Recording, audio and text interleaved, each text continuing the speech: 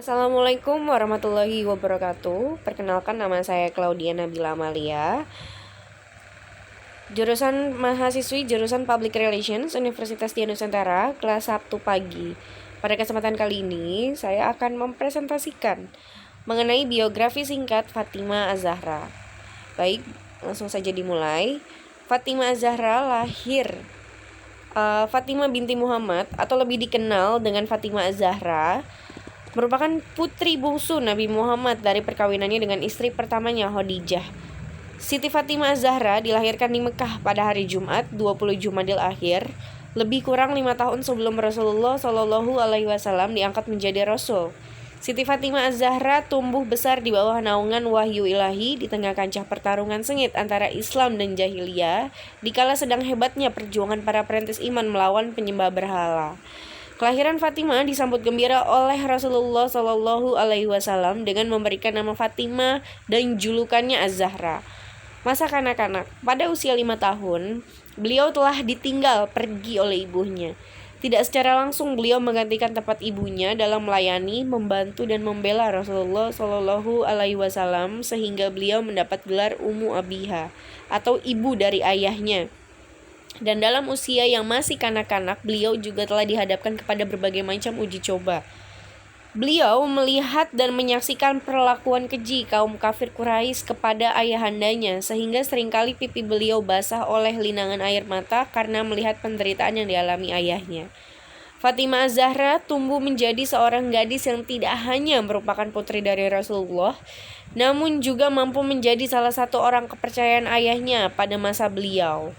Fatimah Az-Zahra memiliki kepribadian yang sabar dan penyayang karena dan tidak pernah melihat atau dilihat lelaki yang bukan mahramnya. Rasulullah seringkali menyebutkan nama Fatimah. Salah satunya adalah ketika Rasulullah pernah berkata, Fatimah merupakan bidadari yang menyerupai manusia. Sesungguhnya dia adalah pemimpin wanita di dunia dan penghuni surga yang paling utama. Pernikahan. Banyak kalangan dari pembesar Quraisy mencoba meminang Fatimah. Semua peminang selain Ali alaihi salam ditolak oleh Nabi Muhammad. Terkait tahun acara pernikahan terdapat perbedaan pendapat. Mayoritas sumber menyebutkan tahun kedua Hijriyah atau 623 Masehi. Resepsi pernikahannya diselenggarakan setelah perang Badar pada bulan Syawal atau Zulhijjah tahun kedua Hijriyah atau 623 Masehi. Anak-anak, literatur Syiah dan Ahlus Sunnah sepakat bahwa Sayyidah Fatimah Az-Zahra dengan Imam Ali memiliki 4 anak, yaitu Imam Hasan, Imam Hussein, Zainab, dan Ummu Kulsum. Peristiwa kehidupan. Pasca wafat Nabi Muhammad Shallallahu Alaihi Wasallam, beberapa bulan di akhir kehidupan Fatimah terjadi peristiwa yang menyakitkan. Para sejarawan menyebutkan bahwa masa-masa ini tak seorang pun menyaksikan bahwa beliau pernah tersenyum. Wafat. Pada tahun 11 Hijriah atau 632 Masehi, Fatimah meninggal dunia setelah beberapa waktu menahan sakit akibat derita jiwa dan raga yang menimpa dalam peristiwa hidupnya. Mengenai tanggal kesyahidan Fatimah, ada beberapa pandangan. Pandangan termasyhur di kalangan Syiah ada 3 Jumadil Akhir. Sebelum kesyahidannya, Fatimah berwasiat yang dilangsungkan secara rahasia sampai dengan sekarang makam beliau masih menjadi misteri keberadaannya. Kedudukan Fatimah di sisi Allah dan Nabi Muhammad Shallallahu Alaihi Wasallam. Syiah dan Ahlus Sunnah sepakat bahwa kecintaan kepada Fatimah adalah sebagai pesan Allah kepada kaum muslimin.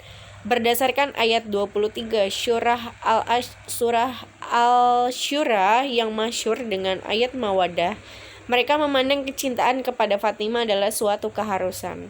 Dalam ayat Mawaddah dijelaskan bahwa kecintaan pada Ahlu Bait sebagai upah penyampaian risalah. Berdasarkan sebagian riwayat, manifestasi Ahlul Bait dalam ayat ini adalah Fatimah, Ali, dan Hasan alaihi salam. Demikian presentasi dari saya. Kurang lebihnya mohon maaf. Wassalamualaikum warahmatullahi wabarakatuh.